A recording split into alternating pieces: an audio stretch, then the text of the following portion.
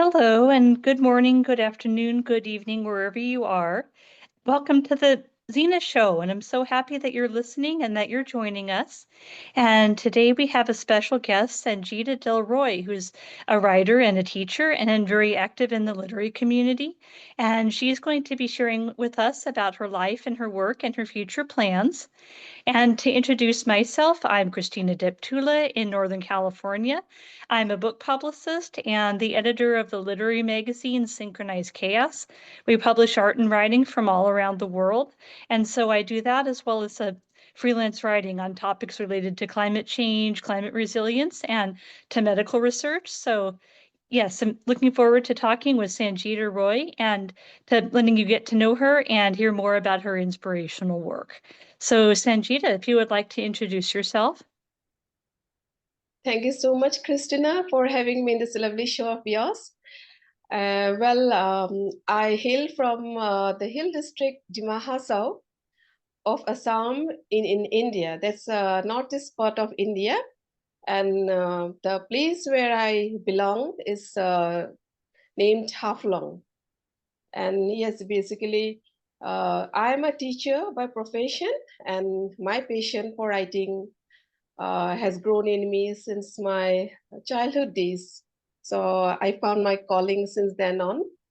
Yes, I'm a published author, a poet, fiction and a non-fiction essayist. Yes, and teaching is also my vocation. So thank you. That's it Oh, that is, about me. Sure. yes, that is wonderful. I've certainly had many inspirational teachers. So, yeah, I would love to hear more about that. So, what do you teach? Well, I teach English. I'm a high school teacher, and I've been teaching English since the very beginning.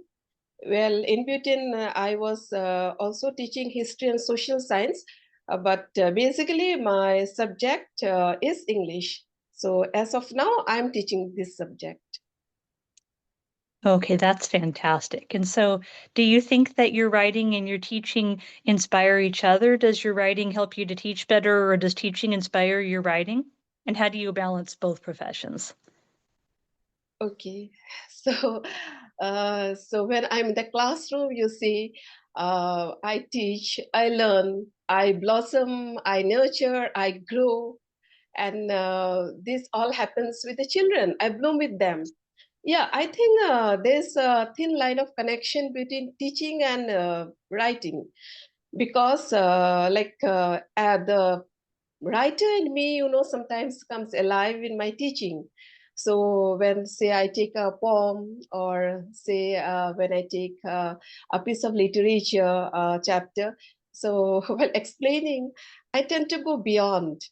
I tend to go beyond, and this is where I find that the children also develop the imagination. So the thought process, the imagination in them becomes more prominent. I could find this difference in them because the poet in me resonates with the theme so well. So when I explain to them to a chapter or poem, and then dwell on the lesson and the beyond, so I find a kind of ambience, gets created in the classroom itself, and that transports me and the children to those realm where I think their learning bloom and blossom. They're able to comprehend much better. So I think there's a connectivity, yes, like in between teaching and learning. And coming to balancing both, well, you see, the love for writing has grown in me from my childhood days. So when I write, it's a spontaneous flow that happens at any time, sometimes even at odd hours. But when I'm in my school, I stick to my profession. I'm in the classroom, I'm with the children. So I love my vocation. But then there are some odd hours, like for example, I'm doing the cooking, or when I'm drifting off to sleep, a kind of a thought comes in. It's the flow, you see. kind of divine energy that gives me the inputs. So I think writing has helped me to evolve better as a teacher. Yeah.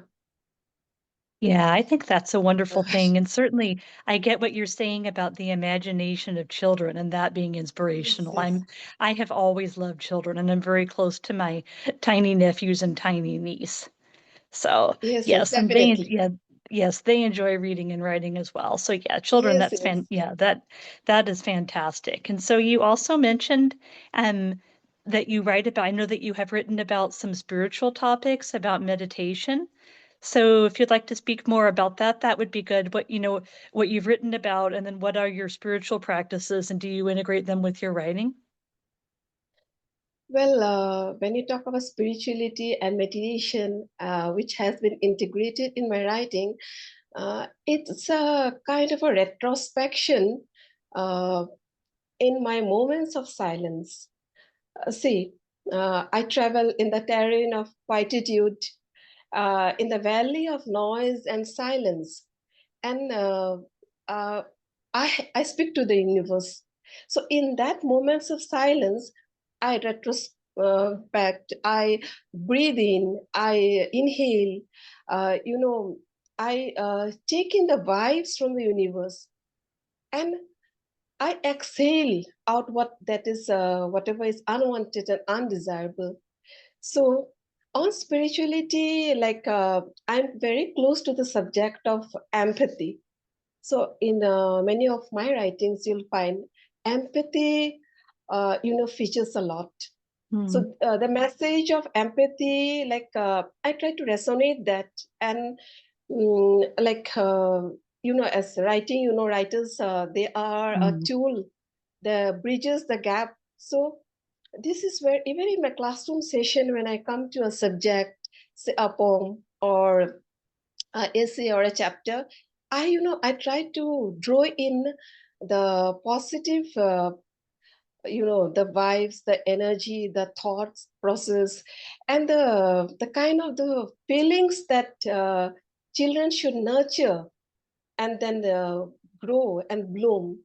So when it comes to spirituality, you say it's uh, a kind of a journey or a research into the human journey, kind of research into the human journey. I dwell on the transitory, transient life, on the transitory uh, material domain and the beyond. And it's a kind of, delving into my inner self and the thoughts that evoke there. So this can be seen in my writing, and I try to resonate through my writing a kind of a message to the world. I don't know how many of my readers have got the message or have like tried to understand like what I'm trying to portray through some of my writings. But perhaps in my small world of writing, yeah, I try to, um, uh, send the messages across to my readers that how we can add on the garment of empathy, of goodwill, fellow feeling, understanding, kindness, and so much more. Yeah. Yes, and that is wonderful. And I loved what you said about breathing in and breathing out, that you were observing the world and then meditating and then breathing in the world and then breathing out through your writing. That just sounded like a very natural and a very gentle practice that kind of went beyond one particular spirituality into just a general and gentle way of being in the world. So I really like that. And I wanted to go a little farther into what you were saying about empathy and about bringing that to the world and encouraging that to the world. So, what sort of role do Yes. you think writers play in a society that has a lot of division or is changing or is complicated? So, yeah, why do you write and why do you think that the world needs writers? Well, we all know that writers, the other tools, they are the instruments of inserting social change, change in the society, And also, like they are the eyes of the world, I must say, of the reality. They depict the picture of truth. And let's say, like when I read about Plato or Aristotle, so I come to understand about the social situation of that period, the reality of that period. So writers, they play a very pivotal role. I mean, through writers, through the insightful writings, through the words, they're able to portray the pictures of reality as well as the thoughts of the writer. Uh, say, like with the insightful words, the thoughts, they're able to paint a more vibrant world. Say, yeah, writers are they are, you know, instrumental in inserting a transformation. I feel so. They are instrumental in inserting a transformative, uh, transformation in the darkest parts of the world. Say, like, what should I say? Say, the world has always been shadowed, you know, by margins and boundaries. Mm. And social change, except for bringing the world more closer from the point of communication, in many spheres haven't done much. Uh, but writers has played a very important role in, you know, narrowing the gap in this world. Mm. Like they are able to transport more greener pastures. They're able to insert renewal. They're able to even, you know, like change the thought process of many individuals with their pen. So writers wield their pen with more power than the sword, as we say. And writers, yes, they are the heroes, I must say, or what do I say? Like they take us and they give us wings, take us to that world and beyond. So writers, yes. The world, can you imagine a world, Christina, without writers? So Mm. uh, we owe a lot to writers of the then period and today. Yes, certainly. I would think just in the sense of being able to think about the human experience and have worlds open to us by reading books. I can think of different books I read at different times. I remember being very affected by Toni Morrison's Beloved and by Emily Bronte's Wuthering Heights, and just different Yes, yes. aspects to the human experience and feelings that I hadn't thought Mm. about before. Just being able to be empathetic to very different situations. And I think that people certainly get that from all kinds of books all around the world. I do think the world needs its writers. So I know that you are very active in the literary community, that with speaking to other writers and, doing volunteer or professional works. And I know that you're involved with iSpell. I hope I'm pronouncing that correctly. So could you say more about that and more about the work that you do in the literary community? Yes, Christina, I'm involved with some literary community because being engaged with this literary community, boosts me and keeps me going. So this is a platform where we come to know about other writers, their writings, and it's a mirror, you know, that like also is a kind of a reflection about ourselves. So yes, iSpell is also basically a kind of a literary community.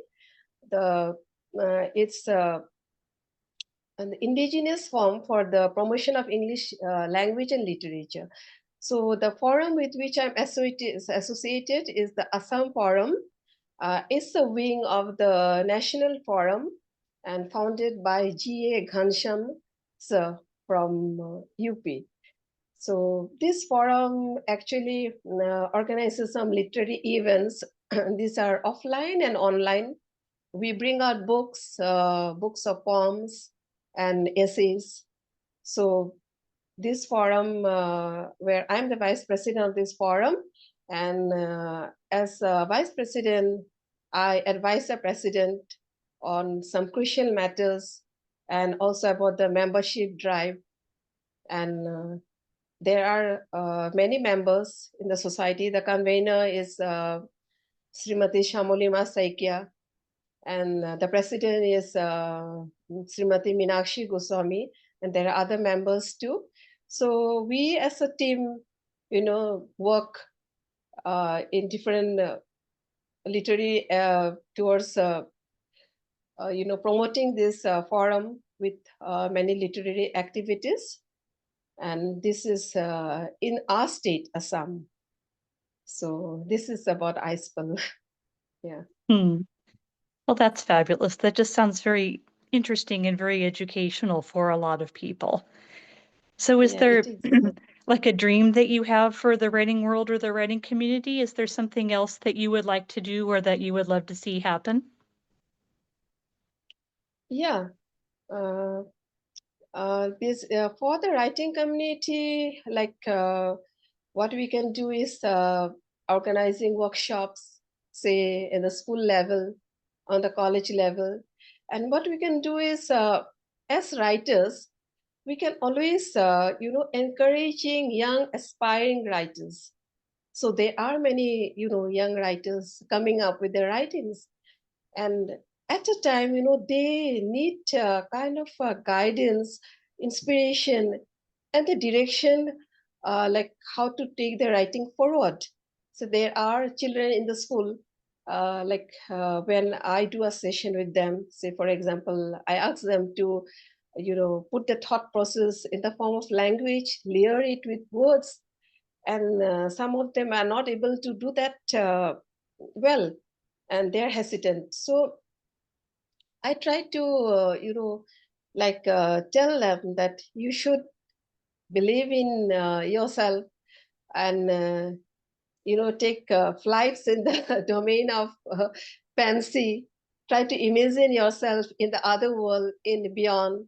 Write something that comes to you naturally. Put that down, and also, I would like to say this, that to young aspiring writers and also for the writing world, I think we should, dwell on those subjects that should insert some kind of social change in the society.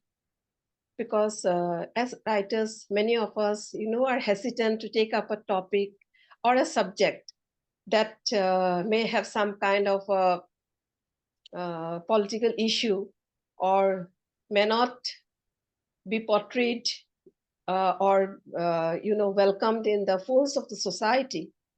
But there are certain subjects, certain topics, certain issues, certain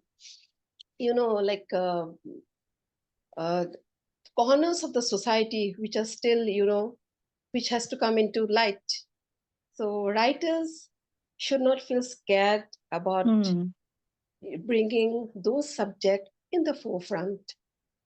I mean, as a writer,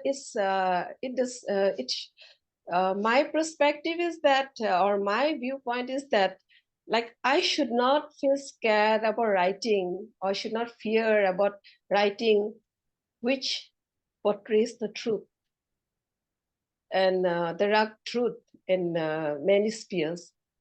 So it should not be only neutral. I should be courageous enough to take up a topic and write on that if it sheds some light in those remotest corner of the society.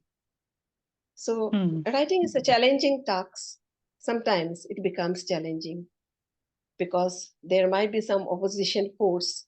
They may not reckon with my type of writing or the subject I would like to dwell in. So Writing, for writers, I feel that we should believe in our dreams and take that forward and try to insert some change in the society. That is one note on this particular note. I'd say that as a writer, one of our dreams should be trying to insert some change in the society, particularly where the change is needed. So it's Yeah, writing. I think that's a wonderful thing. And to be able to inspire, not only to write for change ourselves, but to inspire Yeah, other writers to be able to write on those topics as well, to be able to transform future societies. I yeah, think yeah. that's wonderful. Yes. So who are some writers you admire and who do you read? Well, Christina, like as you have said about Emily Bronte's Wuthering Heights, this is Oh, also you my like Wuthering favorite. Heights too? That's cool. Yes, yes, my favorite book. I've read it twice, and I also, like read Ruskin Bond, and Mhm. I am still Enid Blyton is still my favorite. So I've been reading her book right from the school days. So yes, and then when it comes to poets, as you see, Shelley's and Keats and Wordsworth. So these are their writings. They Mm, have been instrumental in also helping me develop or evolve as a more better poet. mm. Yeah, that's wonderful. There's just so much a wealth of world And literature. and there's this literary figure and and a speaker and a writer, Gorgopal Das. So I also Hmm. admire his writing. He's an Indian writer, but his books, uh, has been like is widely circulated throughout the world, and he, you know, speaks about spirituality, about uh, the real life situations. How do we handle them? How do we equip ourselves with more positive vibes? And how do we get to tackle life situations and in the like imbibe with all that is pleasing to God?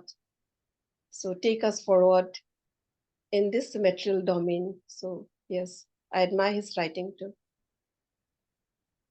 Yeah, that is wonderful because it has always been important to me in my writing practice to read and to be able to learn about the broader human experience and our relationship with the natural world. And so I started off really reading stories, kind of short stories and novels. And then as I got older, I started to appreciate poetry, the way that it was written and the structure and what people were trying to say and what the words were about.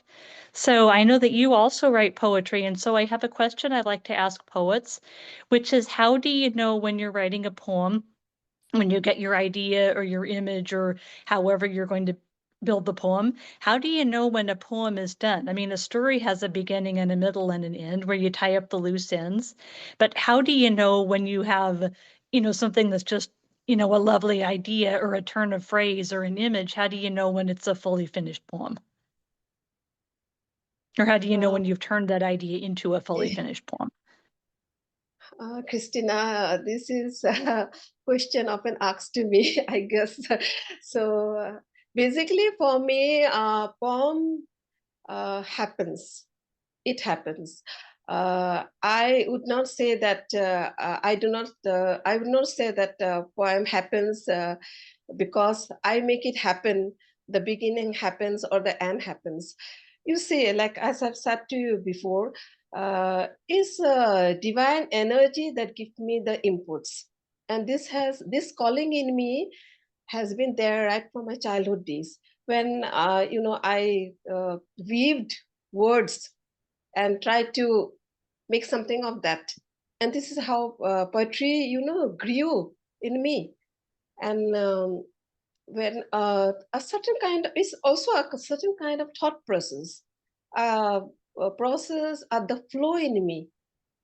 So when I suppose, for example, like when I say I'm at certain odd hours while I'm traveling or I'm doing the cooking, a certain thought comes.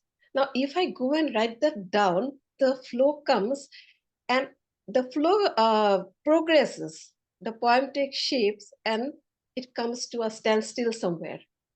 And I know that's how it's complete. So it just The thought happens to you process, as you're writing, you get a yeah, feeling that it's finished? yeah. It's a kind Hmm. of feeling, a very strong feeling, a very strong feeling connected with the thought process and my emotions. When Hmm. I'm, a kind of very strong emotions, compels me, or rather, like, completely, envelops me, and I start with a line, a sentence, and it takes the flow. It goes to the second sentence, the third sentence, and then it progresses and progresses, and it comes to a standstill. And this is where I know the poem gets finished. Now, if I do a little editing, usually most of my poems need very minor editing, most Hmm. of them. Some of the poems needs no editing. Most of my poems needs no editing. Yeah, some Hmm. of my poem needs editing because when I rush on with the flow, there may be some spelling mistakes. It happens generally. So, or typing error. So, yes. But otherwise, Christina, believe me, most of my poems needs very minor editing. It's a strong feeling, Christina. I'm overpowered with that feeling. And I owe it to the divine force, to the divine energy. I always have believed in him so much. I'm also basically a very emotional person, so very sensitive, and maybe the my expressions, which is layered in language, are also because of my observations, the different observations of the different chapters of life. Hmm. So this is how it sets me going. As I said, like there are times like when I drift off to sleep, and you will not believe the sentences keeps coming to me. And if I get up, now I'm so sleepy, sometimes I feel too lazy to get up and write something. So now if I do get up, the flow comes and a poem is done. Now the next morning, if I'm too sleepy and I go off to in the sleep domain, the next morning I forget what I have Hmm. what I've gone through the previous night, and the flow is gone. I'm not able to put that down in words anymore. This is how basically my poems happens. Yeah, that is interesting, and that's good. I have heard a lot of writers have an idea, and even if it's late at night or early in the morning, they have to run with it, otherwise they forget. I'm sort of that way. Yes, Some people I've heard have poems appear to them in dreams, or sleep helps them to be able to formulate thoughts. But for me, I have to write things down before I go to sleep or I will forget. And so I can go and I can sleep on it and I can perhaps wake up refreshed and have a better idea. But if I don't write something down, I'll totally lose my train of thought and forget all about it. yes, I do forget, and of course, like I do write essays also. So when it comes to an essays, say be it in fiction or a non-fiction one, yeah, the essays, as you said, it has a beginning, it has the body, it has the conclusion. So I think with essays, I need to dwell on that sometimes, because um, I have to give it a particular shape, a particular form. I have to dwell on the content, on the matter. So with essays, it takes time. I need to dwell on the subject. The flow is there, no doubt, but still, with an essay, I give more thought to that. But with poems is completely a different thing for me. Usually, my poems are the spontaneous flow of my thought process and emotions. Yeah. Yeah, that's wonderful that you're able to do that. And I liked what you said that it was linked in to the different stages of life. That, as you went through different stages of life, you had different thoughts and that kind of came to you in poems. So do you feel that your writing has changed over the years, that you're writing about different things or in different ways? Yeah, definitely. It has changed. So from the childish scribblings we started during my school days, to the poems on nature, to the poems on moments of sadness, yes, moments of happiness. It has undergone a transformation in certain spheres because I have, with my personal experience, I must say, and also with the kind of the situation in the many corners of the society, um, and the global warming taking its toll, the deforestation, nature, the alarming rate of global warming. Uh, these factors have triggered my writing in a different angle. And the feminist voice also has been portrayed in my writing. So there's a feminist voice that's portrayed in my writing, like as in my book, The Twilight of Woodland. You have in that the different metaphors, like where you find there's a twilight of apathy, twilight of empathy, twilight of dissolution, the twilight of the workday, the twilight of self-reflection, the twilight of the feminine voice. So yes, so from those kind of writing with which I began with, definitely transformation is there, a change is there, and I see myself dwelling on those particular aspects which needs to be portrayed in more wider light in the society. Yeah. Yeah, I think that's wonderful. And I just certainly, I mean, our relationship to nature and ecology and climate change is something we need to think about and talk about more. And I think it's good that writers are starting to address that and advocate for that. I'm seeing hopeful writing through topias and solar punk and just environmental and ecology writing and eco poetry writing coming around. I think that's wonderful. And I think it's a good thing. I would say in my own writing, I have started off writing about more personal and emotional topics. And then as I got older, I got more of an awareness of the outside world. So just things changed for me and I started to read more writing and I was more aware of other people and of the world beyond me. So it's interesting. And I don't know, maybe later on in life I will go back to the individual or I'll be doing something else entirely. I don't really know. But I think it's good and it's interesting to think about. And certainly, we have a whole world, above and beyond, taking care of ourselves is important, but we have a whole world to be empathetic with above and beyond ourselves, including all of the natural world. So I think that's wonderful. So, do you have anything else you would like to say about your writings, about your life journey, about plans that you have for the future? Yes, I have forgotten to say about empathy. So this is also another subject that features in my writing, about the conscience, the consciousness in us, about striving to be a more better human, a human being and more human. So yes, this also features in my writing. And I particularly, as of now, I am just dwelling on the present uh, stage of my writing without any thought of how I'll be taking my writing forward in my future. So yeah, there are some emotional aspects of me that are also portrayed in my writing, the sadness, happiness. These are also there. My personal experiences, these are also there, and also the kind of the feelings which I can vibe very well in others. These are also portrayed in my writing.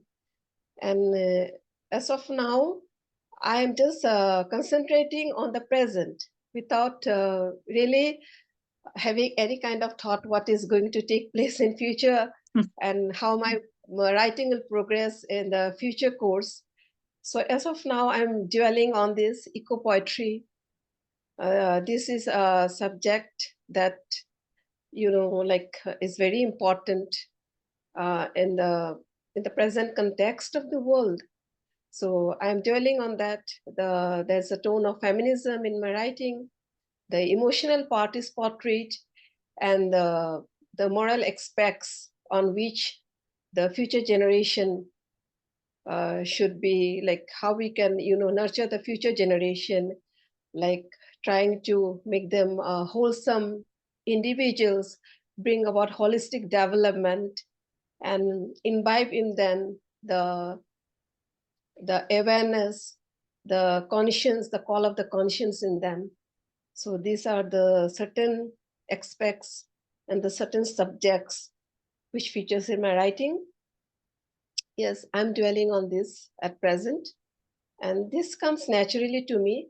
I don't know tomorrow if I'll be